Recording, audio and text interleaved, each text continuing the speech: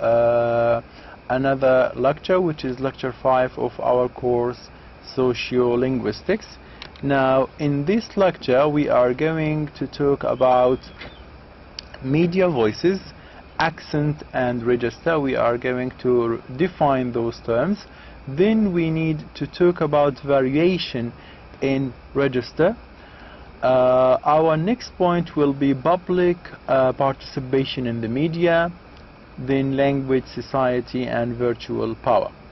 Social identity will be also considered under this point. Then we move to considering the etiquette used when a person is online, and the term for this is called netiquette. Cyberspace is socially powerful community will be the last point we discuss for this chapter before we move to next chapter, which is language and gender. In this chapter we will consider how language, especially English language, is sexist. Then we talk about the characteristics of sexist language, and we consider symmetry and asymmetry in English language sexism. So media voices. What accent is used in the media? Now the word accent can refer to received pronunciation, BBC English or mainstream RP. Now once you say an accent, this can mean received pronunciation, and the word received here means accepted. So when I say received pronunciation, it means accepted pronunciation, a pronunciation that is accepted all over the world, all over the countries that speak English. Another term, now the word received pronunciation is usually abbreviated as advanced RB, because R stands for received and P for pronunciation. So I would say advanced RB for short. Then this gives rise to another term, which is BBC English, which is the English language that you hear when you listen to a British speaking news commentator or news presenter. And another term which is mainstream received pronunciation. Now we are going to study those terms one by one and see how they differ from one another. The term number one, which is received pronunciation, which we have abbreviated to advanced RP, it refers to the accent used by the educated and wealthy people. It gave no indication of what part of the country the speaker came from. Now, in a dialect that you speak, sometimes we can know that you have come from this part of this country or from that part of this country. But if you use an accepted, received pronunciation, your language will not tell us, it will not show us any indication that you belong to this part of the country or to the other part of the country. So when you use received pronunciation, you are not giving us an indication that you belong to this country or to that country or to this part of this country. So there is no indication through language that this accent belongs to a certain area of the country you have come from. We move to another term, which is BBC English, which is a pronunciation of British English based on the speech of the upper class of the southeastern part of England.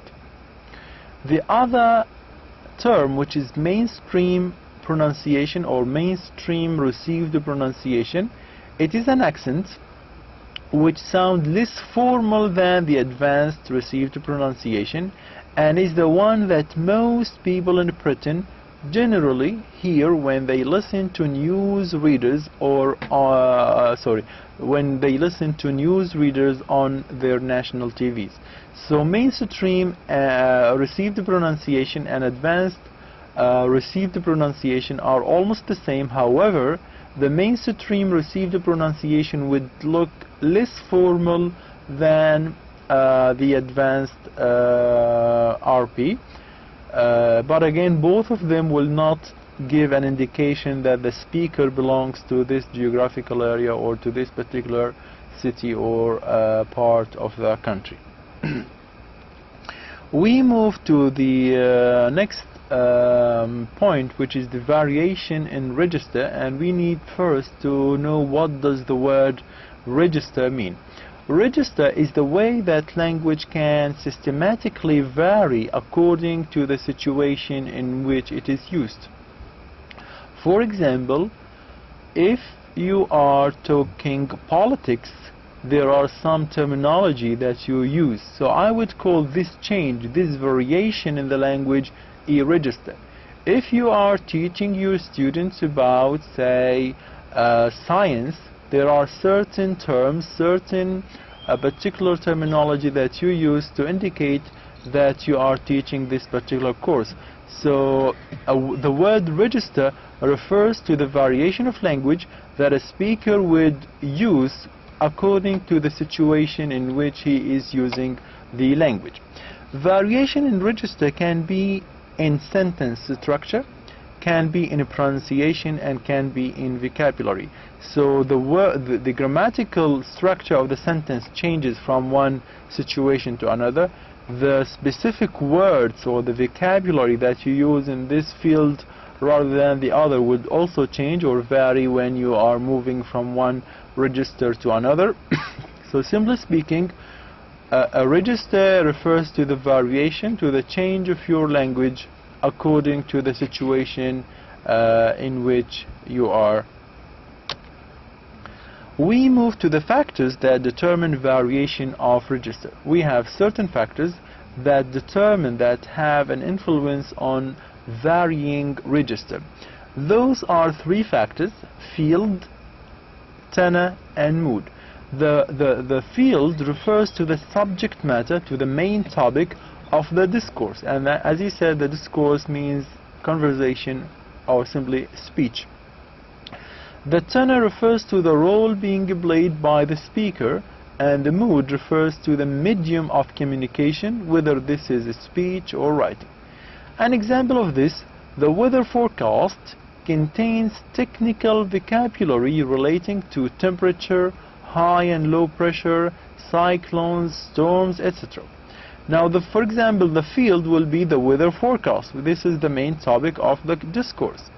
The tenor is the weather reporter, the person who is reporting the weather, and the mood will be the technical vocabulary such as temperature, high and low pressure, etc.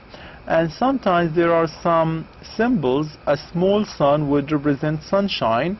An arrow, for example, would refer to the direction of the wind.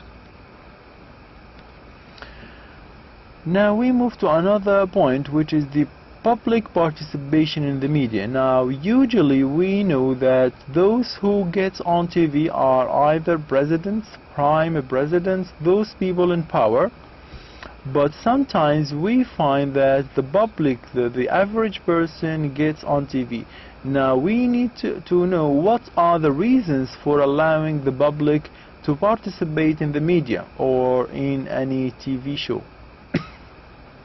Now there are a number of reasons. The first one, this would provide the opportunity for more democratic debate in the media, because you are involving people from different classes. You are involving high-class people, you are involving low-class people, you are involving the average person. So this would allow a more democratic debate.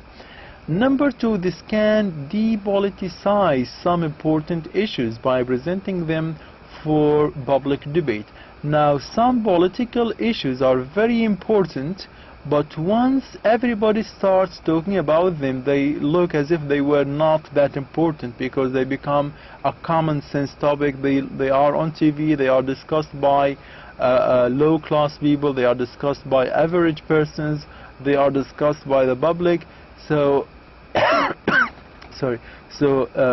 discussing those topics on media by the public would depoliticize, those topics will lose some of their importance. Number 3, allowing the public to get on the media will open up access to an important public domain for people whose voices and opinions are not usually heard on television. Now once once the public feel that they are involved in the country's matter, they are involved in those political matters, they feel they are part of the picture, and they see themselves involved in the media, this will open up an access for them to participate in contrast to those people in power. So not only people in high authority, or not only the ruling authority has the power to appear on TV, but also the public can also get this chance. Number 4, this also provides a powerful space for the voices of ordinary people to be privileged over the voices of institutional representatives whose opinions and views usually predominate in the media. Again, institutional representatives means those who belongs to a certain institution, whether this is a governmental institution, an academic institution, in contrast to those who does not belong to any institutional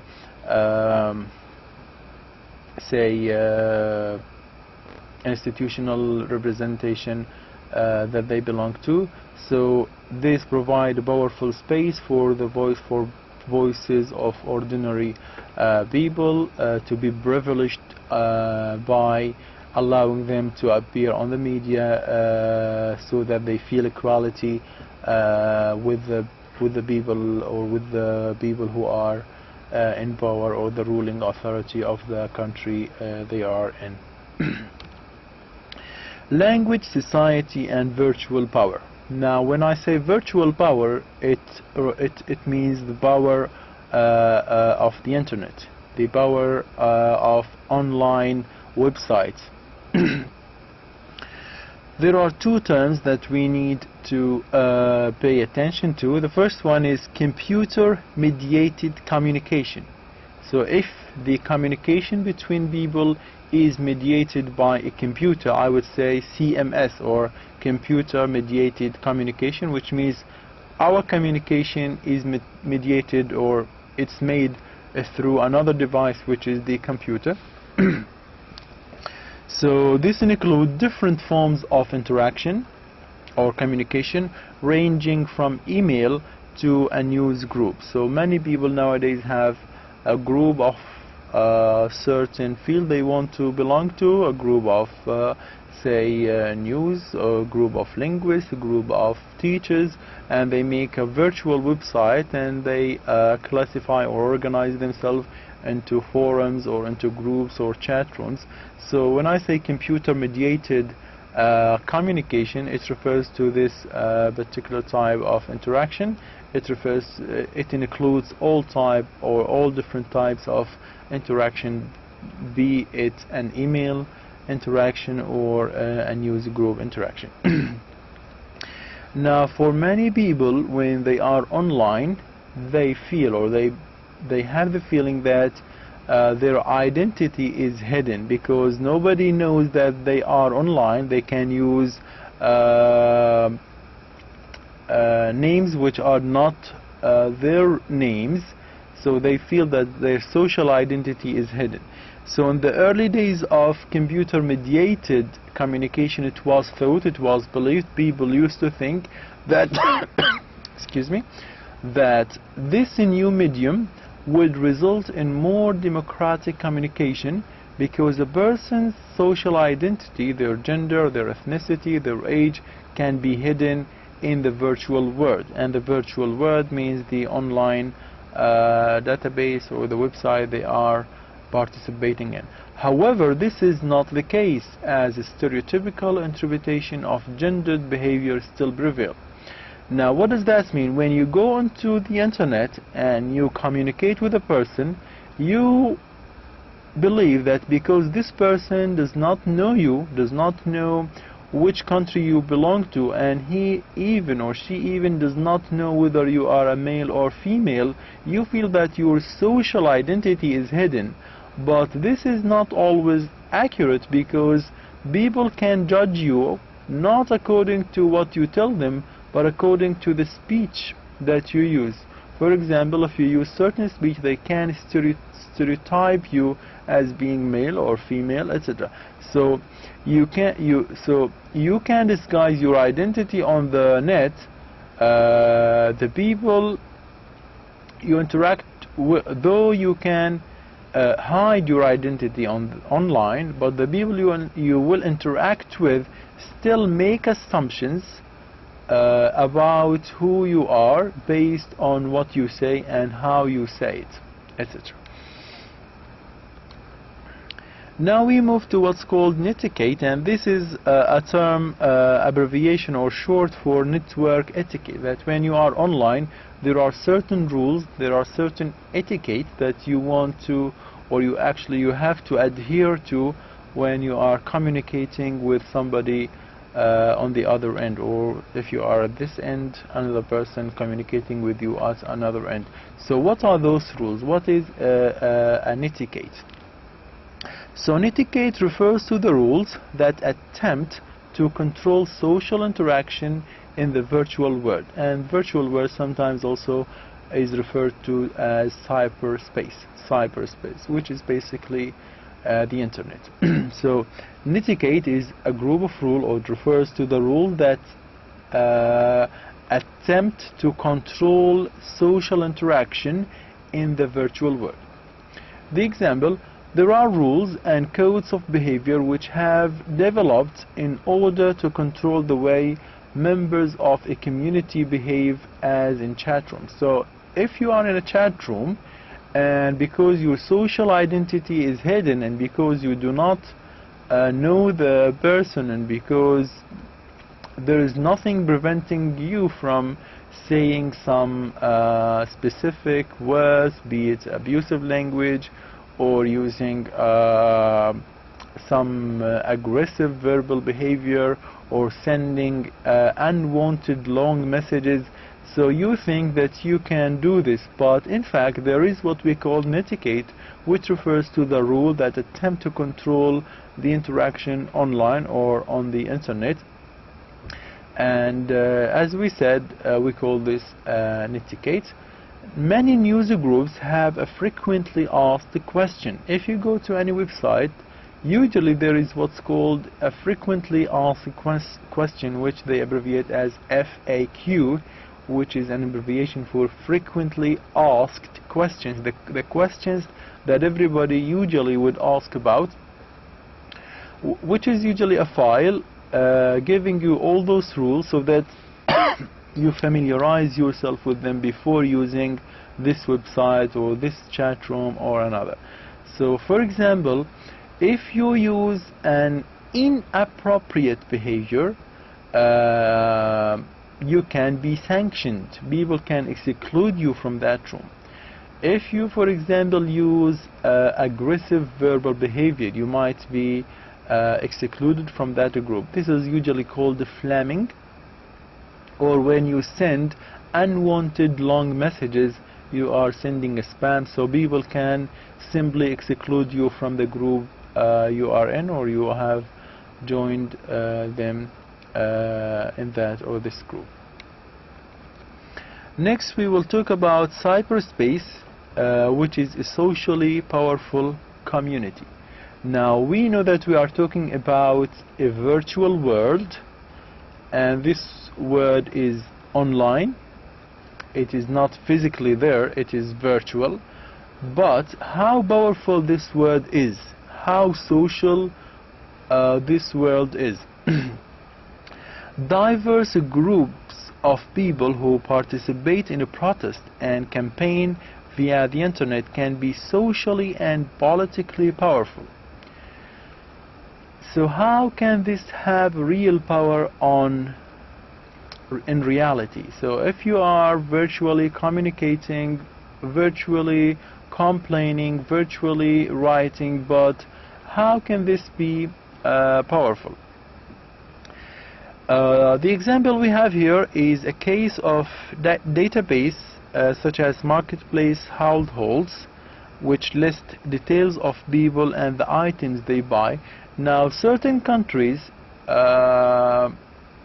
usually, or say sometimes, in fact,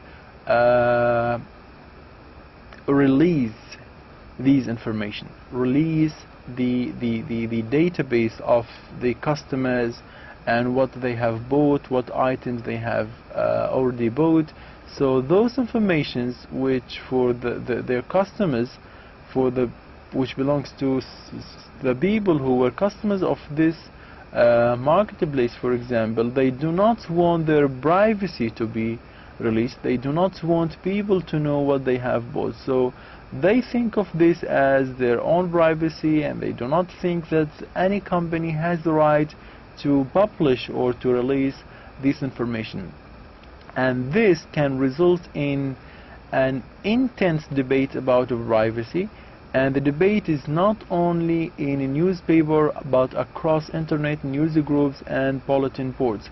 Now, this can have a real effect on political views of certain people, of certain countries, especially if it is something related to main topics or controversial topics like ethnicity, like occupation, etc. So though it is a cyberspace, but it is socially powerful community where people can communicate and they can also have an influence on the political decision of their country. Now we move to another chapter, which is language and gender, and in this chapter we will discuss three main points: the asymmetrical representation of women and men. When I say asymmetrical, the word symmetrical means regular, systematic, and asymmetrical is the opposite. So when I represent women or men in not a regular or systematic or typical way, I am being asymmetrical. So the representation is asymmetrical. So asymmetrical representation of women and men.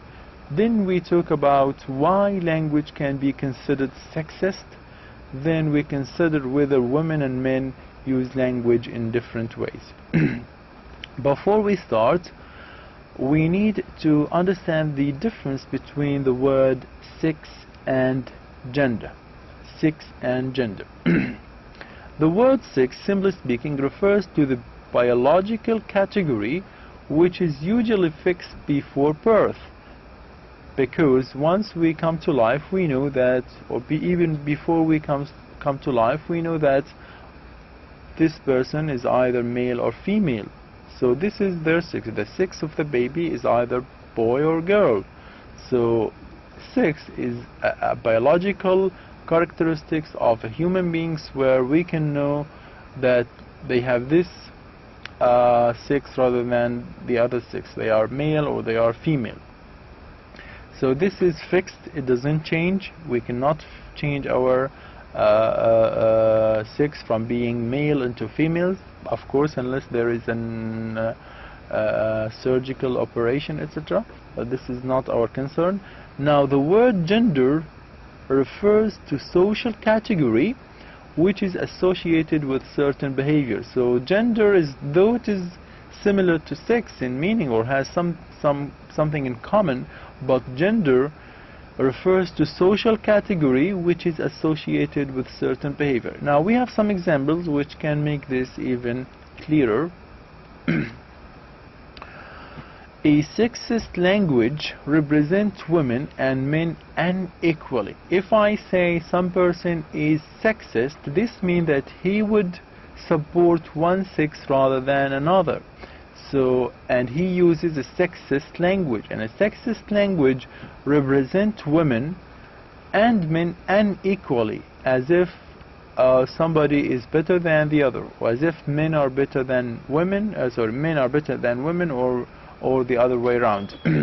As if members of one sex were somehow less completely human or had fewer rights than members of the other sex. Now I have two images. The first one is an example of a sexist language where the people who have decided to write this think that men are working above, which means they are not working down, and working down is a place where women are left to do. The other example is quite the opposite, when women rule, and the stereotypical type is that men usually rule. So those are two examples of sexist language, where in the first example the writer or the person who has written this supporting his own sex or supporting male rather than in the second example where women rule is supporting female. Now, what are the characteristics of a sexist language? Sexist language presents stereotypes of women and men, sometimes to the disadvantage of men, but more often to the disadvantage of women. Let's have this example. The most common stereotype about women's speech is that women talk a lot. So women are stereotyped as being chatterboxes. They talk a lot. They have always time to speak and have long conversation with one another. So this is one stereotype of women. Another example, which is a stereotype of men, is that men are strong and do all the work. Another example, husband work, wife stays home. So usually men work out, but women work in. Men still hold more high status occupation in this society. Example, most presidents around the world are men. So this is one characteristic of sexist language where it portrays, it describes men as those who have high status occupations or high status professions in the society. And if you consider those professions which consider very of a high status, be it president, prime presidents, head of meetings, they are usually men, and most presidents around the world are men, not women. Men still own more property and earn more than women. So those are some characteristics of how a sexist language would represent man and women with the advantage of one against the other. How English is sexist? Do we consider the English language as sexist? In other words, is English inherently sexist? Is the English language typically a sexist language? So sexist language can be discussed in 2 points. So we are going to discuss whether English language system is inherently sexist, and we are also going to talk about some ways of using language or sexist. So the ways where language use is being sexist. So 2 points. Point 1, whether a language is inherently a sexist system, and point 2, the ways in which language shows sexism. So point 1, we are going to consider to what extent English is inherently a sexist language. And to answer this question, we need to look for symmetry versus asymmetry in the vocabulary or lexis. Now, what does symmetry versus asymmetry means with relation to gender and sex? If you consider the following group of examples, symmetry and asymmetry. Now, the first group, we have the word man, which is generic, and when I say generic, it means men and women, because we can usually say man has lived on earth for a very long time, and this means that not only man as a male human but also as a female, because when I say man, it is a generic term. We also have another term for female, which is women, and we have a specific term for male, which is also man. If it is a young man, we call it child, and if it is a young female, it is a girl. A young male would be a boy. Now if you look, this is very symmetrical.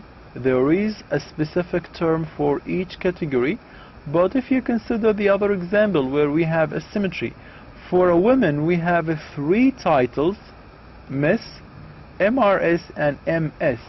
But if you consider man, there is only this MR, which is an abbreviation for Mr. or Master, etc.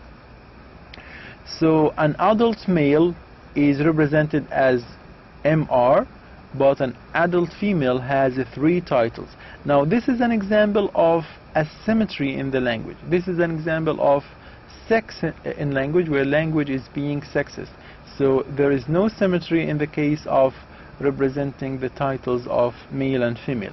Now how this is important: any woman who gives her preferred title on a form is revealing far more information about herself than a man does. Now if you ask a woman, are you a Miss or a Mrs.? Now these titles will reveal a lot about her, a lot of information about her, because if she says I'm a Miss, M-I-S-S, it reveals that she is unmarried, she is still a virgin, or she has not got married yet. And the other title, which is MRS, indicates that she is married. But if she says MS, this does not reveal marital status. This term MS is in line with the title used for men or for male, which is MR, because if you say this is Mr. Ahmed, we do not know whether he is married or not. And again, if you say this is MS Sally, we do not know whether she is married or not. But this MS can mean she is divorced, she is a feminist, she is a supporter of feminism movement. This actually gives more information about her political opinion. Now men do not face this situation, as the term MR or Mr. does not indicate all information we find in the term we use for a woman, which is MRS, MS or MISS. For next lecture we will discuss the following topic, which is a continuation of what we have started today, where we move to discuss some ways of using language are sexist, or the examples that shows language, or specifically English language, as being sexist. Thank you very much for today.